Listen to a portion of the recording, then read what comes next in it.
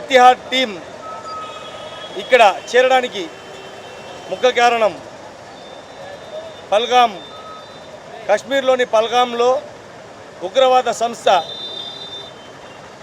భారతీయుల మీద దాడి చేయడం. అయినా ఇంత ధైర్యంగా వాళ్ళు వచ్చి ఇక్కడ దాడి చేశారంటే దానికి ఖచ్చితంగా కౌంటర్ అటాక్ మనం ఇవ్వాల్సిందే.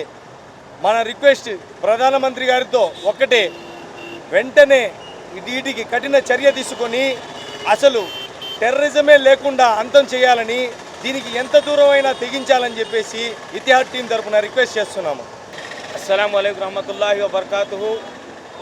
ఈరోజు మేమంతా ఈ ఇతిహాద్ టీము ఇక్కడ చేరడానికి కారణము, కశ్మీర్లో జరిగే ఈ మారణ హోమ ఉగ్రవాద తీవ్రవాద దాడుల పైన మాట్లాడేదానికి మరియు ఒక శాంతియుత ర్యాలీ చేసేదానికి ఇక్కడ మేమంతా చేరుకున్నాము. నేను ఈ ఇతిహాద్ తరపున మా ప్రధాని నరేంద్ర మోడీ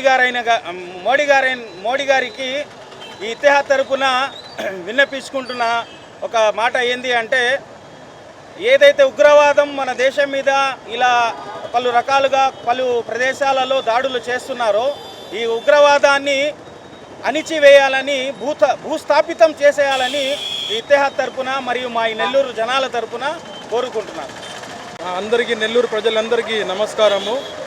ఏంటంటే ఈరోజు ఇతిహాద్ టీం తరపున మేము నరేంద్ర మోడీ గారికి విన్నపి చెప్తున్నాము.